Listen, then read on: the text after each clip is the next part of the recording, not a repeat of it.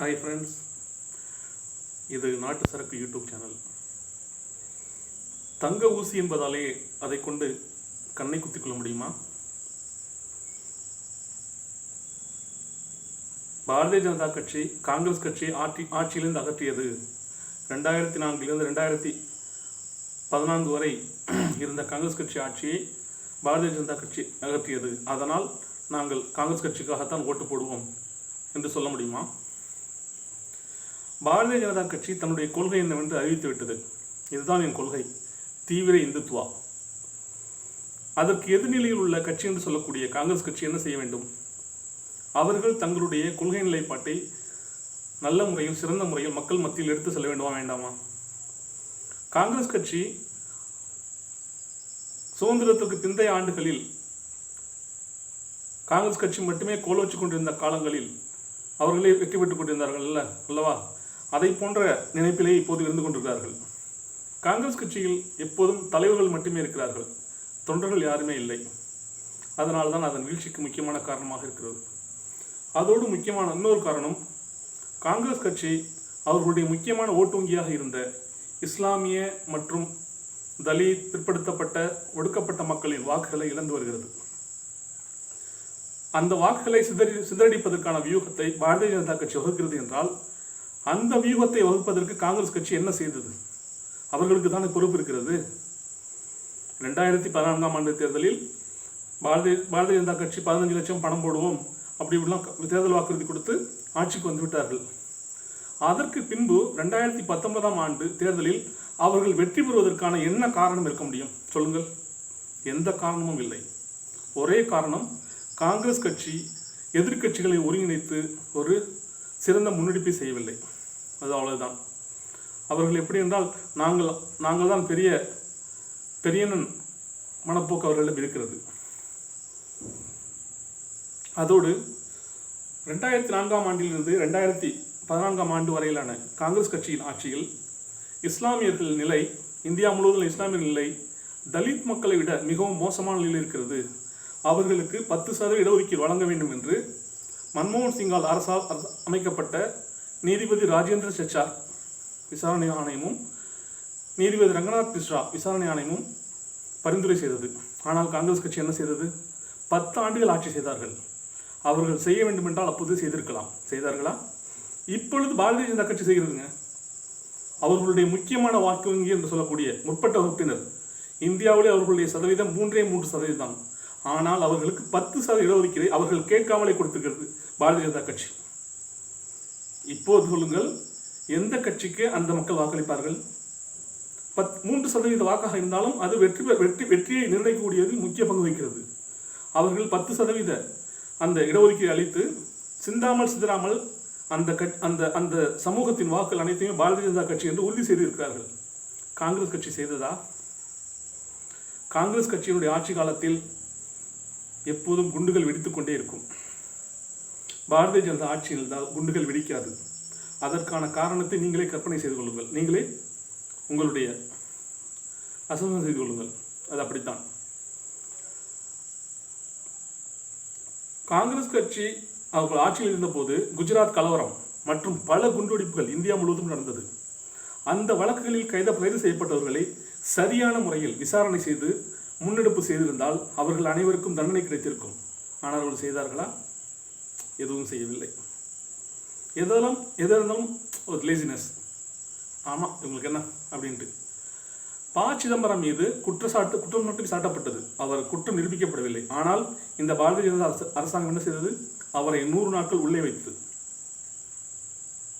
அவர்கள் குற்றம் நிரூபிக்கப்படுகிறதோ இல்லையோ, ஆனால் அவர்கள் பழிவாங்குவதை சிறப்பாக செய்து கொள்கிறார்கள். காங்கிரஸ் கட்சி ஆட்சி காலத்திலும் சிலர் நல்ல முறையில் சிறந்த ஆதாரங்கள் இருந்தும் கூட அவர்கள் கோட்டையிட்டார்கள். பாரதிய ஜனதா கட்சி தன்னுடைய தீவிர இந்துத்துவ கட்சி என்று டிக்ளேர் செய்து கொள்கிறது.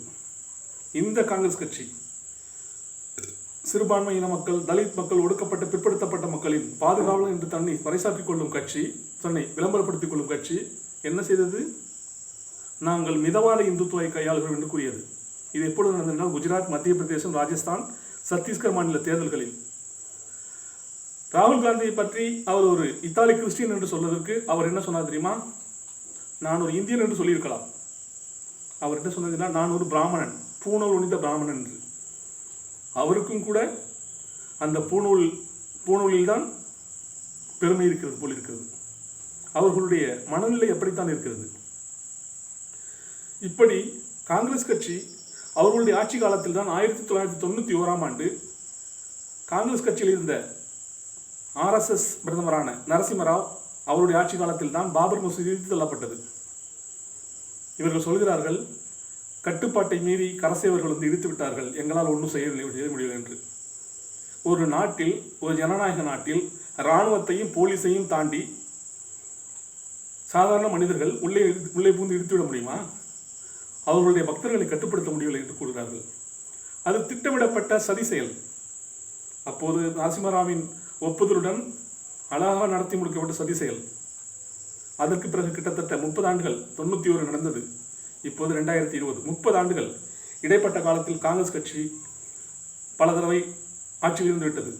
ஆனால் அவர்கள் என்ன சொன்னார்கள்? முஸ்லிம்களுக்கு அந்த இடத்தில் பள்ளிவாசல் கட்டித்தரப்படும் என்று சொன்னார்கள். செய்தார்களா? பல தடவை அவர்கள் ஆட்சியில் இருந்து விட்டார்கள். அந்த தீர்ப்பை பற்றி அவர் முன்னெடுக்கவே இல்லை. அப்படியே கிடப்பில் கிடந்தது. கிட்டத்தட்ட 30 ஆண்டுகள் விசாரித்தார்கள். விசாரணை போய்கொண்டே இருந்தது. இதுதான் இந்தியாவின் நீதி பரிபாலனம் செய்யப்படும் லட்சணம். சொல்வார்கள், அதாவது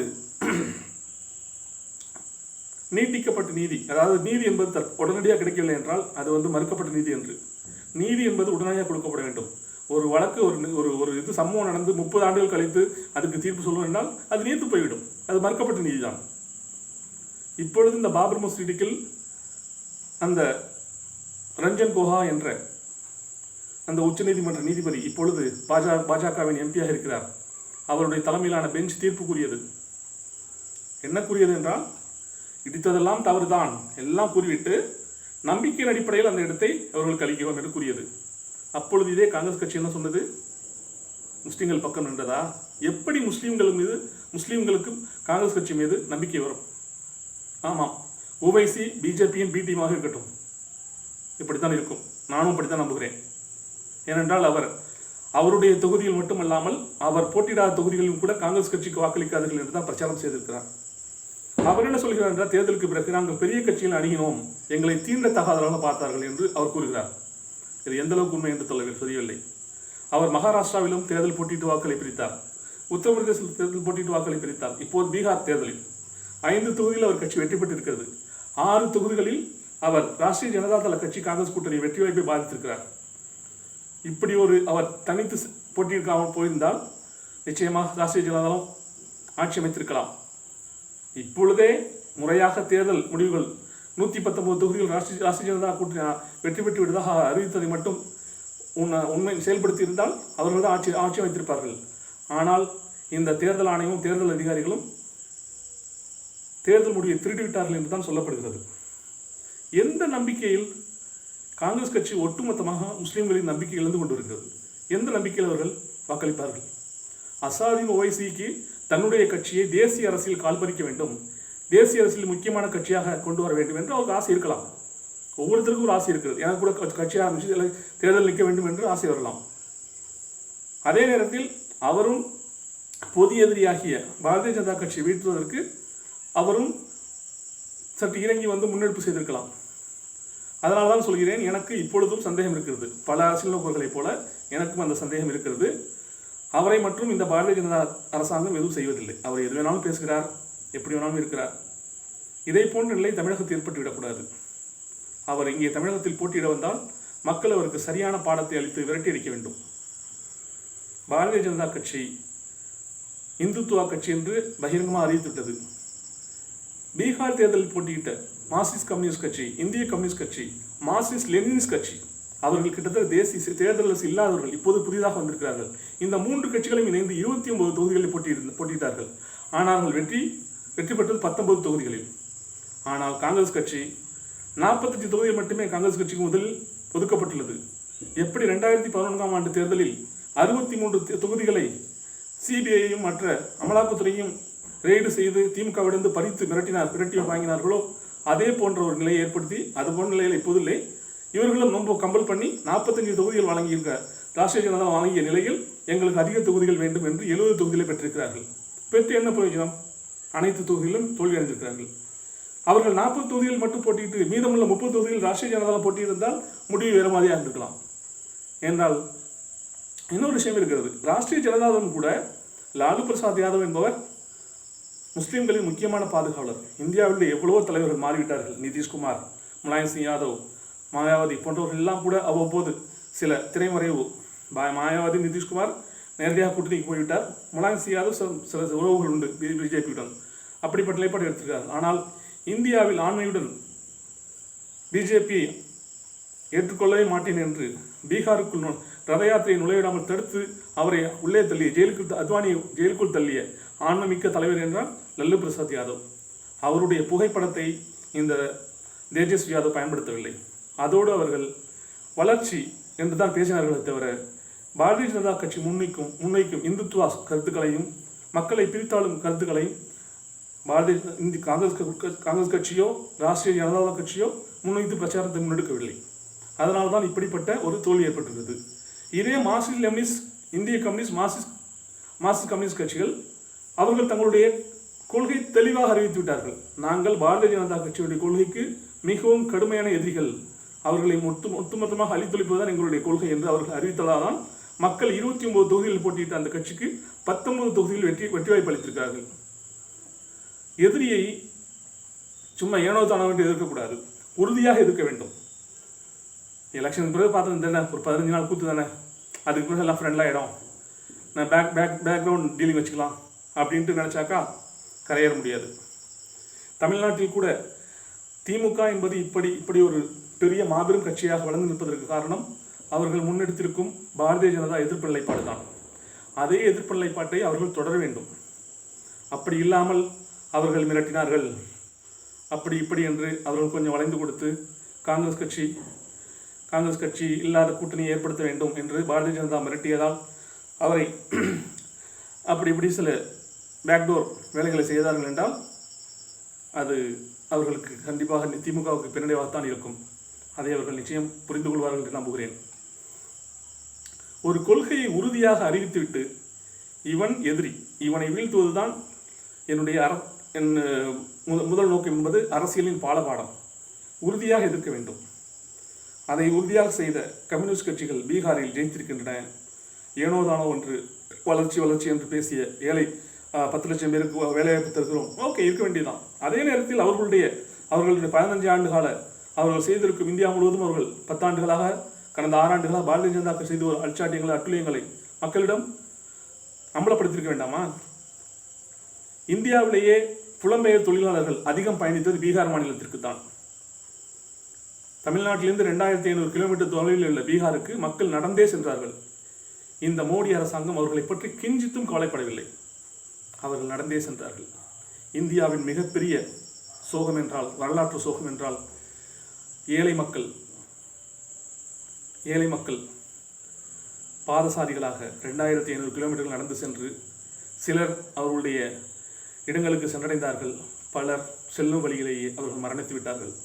அவையெல்லாம் மீடியா வெளிச்சத்தில் மூடப்பட்டு விட்டது, மறைக்கப்பட்டு விட்டது. ஏனென்றால் இப்பொழுது இருக்கும் மீடியா என்பது பாரதிய ஜனதா கட்சியின் பாசிச அரசாங்கத்தின் மடிநாய்களாக, ஏவல் நாய்களாக இருக்கின்றதை தவிர அவர்கள் உண்மையை உரத்து கூறுபவர்களாக இருக்கவில்லை. இப்படிப்பட்ட நிலை எந்த காலத்திலும் இருந்ததில்லை. சுதந்திர எமர்ஜென்சி காலத்தில் கூட சில பத்திரிகைகள் கடுமையாக எதிர்த்தன. ராம்நாத் கோயங்கா உள்ளிட்ட சில பத்திரிகைகள் கடுமையாக எதிர்த்தார்கள் எமர்ஜென்சியை. ஆனால் இப்போது அப்படி இல்லை. அனைவரும் அவர்களும் சரணங்கள் அடைந்திருக்கிறார்கள். எல்லாமே பெய்டு நியூஸ். ஒவ்வொரு செய்திகளுக்கும் பணம் வழங்கப்படுகிறது. தொலைக்காட்சி நிறுவனங்கள் விளம்பர வருவாயை நம்பி வாழ வேண்டியதில்லை. இப்போதெல்லாம் அரசியல் விளம்பரம் கிடைக்கும். அதையும் தாண்டி அரசாங்கம் மூலமாக எல்லா உதவிகளும் கிடைக்கும்.